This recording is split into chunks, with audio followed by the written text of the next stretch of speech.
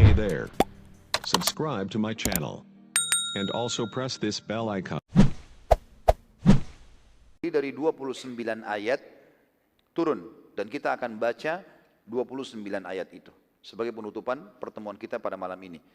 Ayat pertamanya, a'udzubillahi minasyaitonirrajim. Inna fatahna laka fatham mubina. Sesungguhnya kami telah memberikan kepadamu kemenangan yang nyata, hai Muhammad. Menurut para pendapat ahli tafsir, yang dimaksud dengan kemenangan ialah kemenangan penaklukan kota Mekah. Dan ada pula yang mengatakan penaklukan negeri Rum. Dan ada pula yang mengatakan perdamaian Hudaybiyah. Tetapi kebanyakan ahli tafsir mengatakan, pendapat yang mayoritas jumhur mengatakan adalah perdamaian Hudaybiyah. Kenapa teman-teman sekalian? Kita akan lihat nanti setelah kesepakatan Hudaybiyah, pasukan Nabi SAW, pasukan muslimin leluasa sekali untuk mengekspansi Islam. Karena Quraisy sudah tidak ikut campur lagi. Jadi nanti beliau menyerang Khaybar berhasil, ya, menyelesaikan masalah-masalah dengan suku-suku Arab. Bahkan sebelum pembebasan kota Mekah, Nabi SAW nanti akan membersihkan seluruh suku yang ada di perjalanan antara Madinah sama Mekah, supaya nanti mereka tidak menghalangi pasukan muslimin pada saat menaklukkan kota Mekah. Berarti ini kemenangan sebenarnya. Kemudian ayat yang kedua, liyaghfira lakallahu ma taqaddama min dzambika wa ma ta'akhkhara wa yutimma ni'matahu 'alaik wa yutimma ni'matahu 'alaika wa yahdiyaka siratan mustaqima. Supaya Allah memberi ampunan kepadamu terhadap dosamu yang telah lalu dan yang akan datang, serta menyempurnakan nikmatnya atasmu dan memimpin kamu ke jalan yang lurus, ya. Kemudian ayat yang ketiga, wa yansurakallahu nasran aziza. Dan sungguh Allah pasti akan menolong dengan pertolongan yang sangat kuat dan banyak untuk Muhammad. Setelah hari ini, udah nggak ada lagi yang menyusahkan Madinah. Mulai hari itu, nggak ada lagi yang bisa menyerang Madinah. Ayat yang keempatnya, huwallazi anzala as-sakinata fi qulubil mu'minina liyazdadu imanan ma'a imanihim. Walillahi junudus samawati wal ard wa kana Allahu aliman hakima. Dialah Allah yang telah menurunkan ketenangan di dalam hati orang-orang mukmin pada saat kesepakatan Hudaybiyah, ya, supaya keimanan mereka bertambah di atas keimanan mereka yang sudah ada. Dan kepunyaan Allah lah tentara langit dan bumi, dan Allah maha mengetahui lagi maha bijaksana.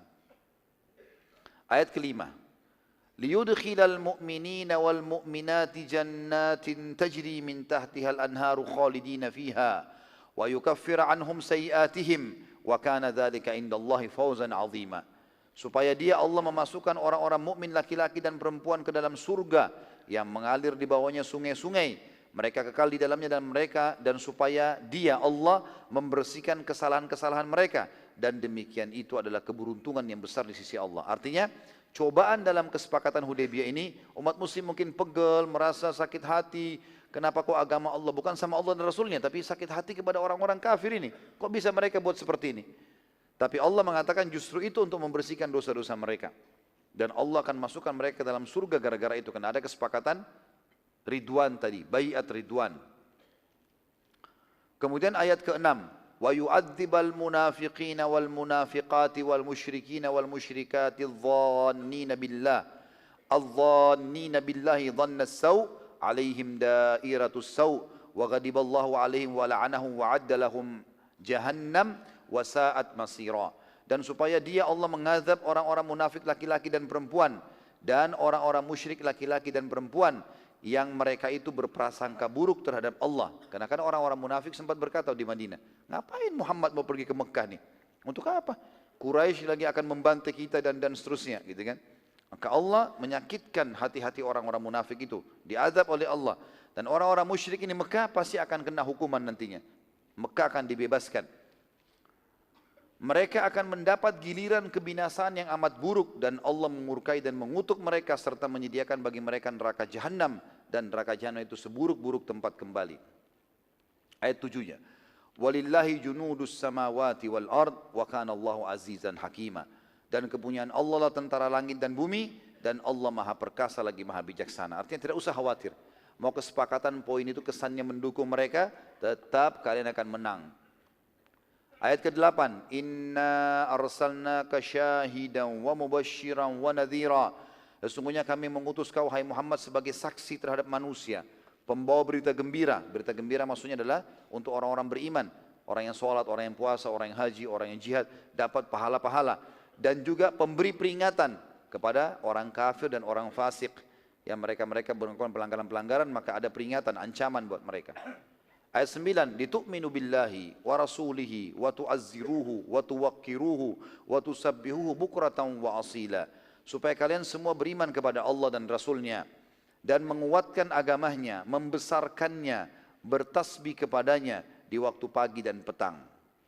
Ayat 10, innal ladhina yubayi'unaka innama yubayi'una Allah yadullahi fawqa aydihim faman nakatha fa innama yankuthu ala nafsih wa man awfa bima ahada alaihi Allah fasayu'tihi ajran azima.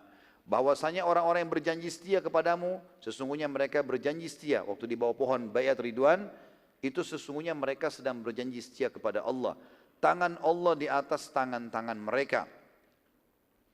Maka barang siapa, maksudnya Allah menerima perjanjian itu. Maka barang siapa yang melanggar janjinya, niscaya akibat ia melanggar janji itu akan menimpa dirinya sendiri. Dan barang siapa yang menepati janjinya kepada Allah, maka Allah akan memberinya pahala yang besar. Yang dimaksud di sini dengan tangan Allah di atas tangan mereka, ulama tafsir mengatakan, orang yang berjanji setia biasanya berjabat tangan. Caranya berjanji setia dengan Rasul ialah meletakkan tangan Rasul di atas tangan orang yang berjanji itu. Jadi misalnya diletakkan tangannya, lalu diangkat tangan Nabi SAW taruh di atasnya, atau mereka bersalaman.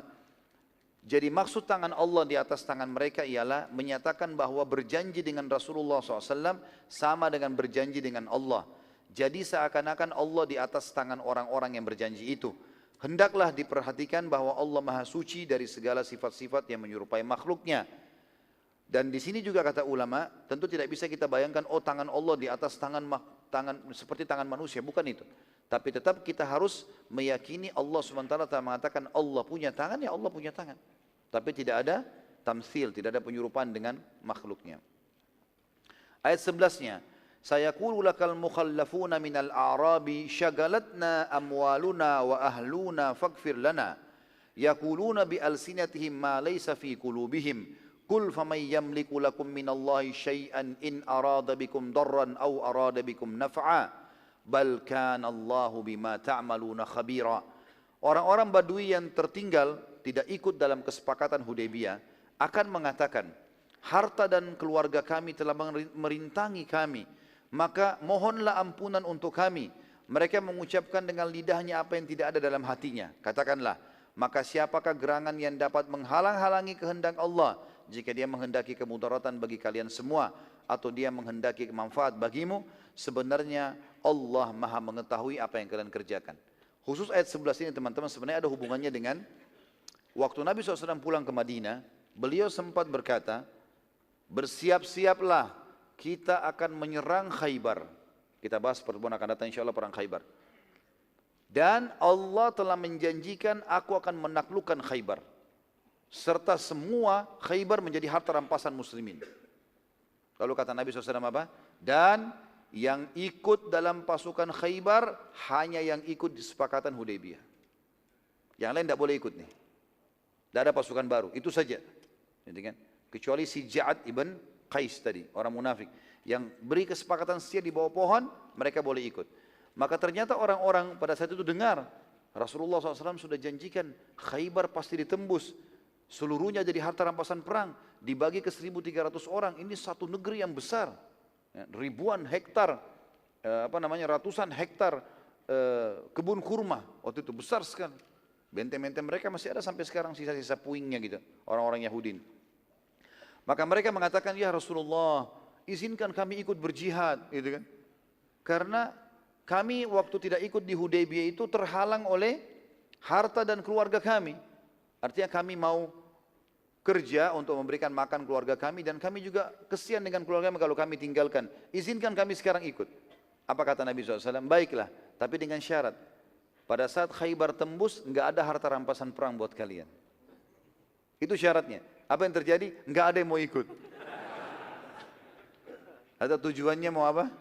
Dapat harta rampasan perang. Nanti dibahas di perang Khaybar itu. Ayat ke-12.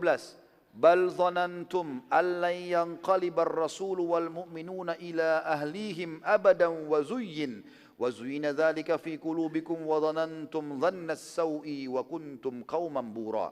Tapi kalian menyangka bahwa Rasul dan orang-orang mukmin tidak mungkin sekali-kali mereka akan kembali pada keluarga mereka selama-lamanya. Jadi orang-orang munafik, orang musyrik ini, atau orang-orang yang di Madinah yang tidak ikut, mereka pikir orang-orang munafik ini, Nabi tidak akan kembali, pasti dibantai oleh Quraisy. Dan syaitan telah menjadikan kalian memandang baik dalam hati kalian prasangka itu. Dan kalian telah menyangka dengan prasangkaan buruk yang kalian menjadi kaum yang binasa karena itu. Ayat 13-nya. وَمَنْ لَمْ يُؤْمِنْ بِاللَّهِ وَرَسُولِهِ فَإِنَّا أَعْتَدْنَا لِلْكَافِرِينَ سَعِيرًا. Dan barang siapa yang tidak beriman kepada Allah dan Rasulnya, masih ragu-ragu saja, maka sesungguhnya kami menyediakan untuk orang-orang kafir neraka yang menyala-nyala.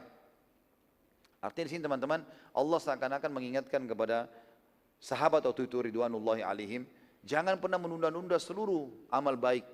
Bergabung dengan pasukan, dengan kaum muslimin, perintah sudah jelas dari Allah, dari Rasulnya, maka harusnya segera dilakukan. Karena hanya tidak ikut pada saat itu, walaupun Nabi SAW tidak wajibkan, suruh kasih pilihan. Karena mereka tidak ikut, maka mereka tidak dapat jaminan surga. Yang ikut bayat, maka dapat jaminan surga. Ayat ke-14. Walillahi mulkus samawati wal ard, yaghfiru liman yasha' wa yu'adzibu man yasha' wa kana Allahu ghafurur rahima. Dan hanya kepunyaan Allah lah kerajaan langit dan bumi. Dia memberikan ampun kepada siapa yang dia kehendaki dan mengazab siapa yang dikehendakinya. Dan Allah Maha Pengampun lagi Maha Penyayang. Ayat 15. Sayaqulul mukhallafuna idzan talaqtum ila maghanima lita'khuduha dharuna nattabi'kum yuriduna an yubaddilu kalam Allah kullan tattabi'una kadzalikum qala Allah min qabl fasayaquluna bal tahsudunana bal kanu la yafqahuna illa qalila. Ini kembali ke orang-orang Badui dari kaum munafikin. Mereka bilang lagi, orang-orang Badui yang tertinggal tidak ikut di Hudaybiyah, mereka mau ikut di perang setelahnya Khaybar. Maka mereka berkata, apabila kamu berangkat untuk mengambil barang rampasan, biarkan kami mengikuti kalian. Mereka hendak merubah janji Allah. Artinya orang munafik tidak akan ikut. Mereka pikir mereka akan dapat. Kamu sekali-kali tidak boleh. Katakan hai Muhammad kepada mereka, kalian tidak boleh mengikuti kami. Demikian Allah telah menetapkan sebelumnya hukum ini. Mereka akan mengatakan, sebenarnya kalian dengki kepada kami. Bahkan mereka tidak ingin melainkan sedikit sekali. Maka mereka tidak beriman kecuali sedikit sekali. Mereka tidak mengerti. Ayat 16-nya. Kullil mukhallafina minal a'rabi satud'auna ila qaumin uli ba'sin syadidin tuqatilunahum aw yuslimun. Fa'in tuti'u yu'tikumullahu ajran hasana. Fa'in tatawallau kama tawallay. Hey there. Subscribe to my channel. And also press this bell icon.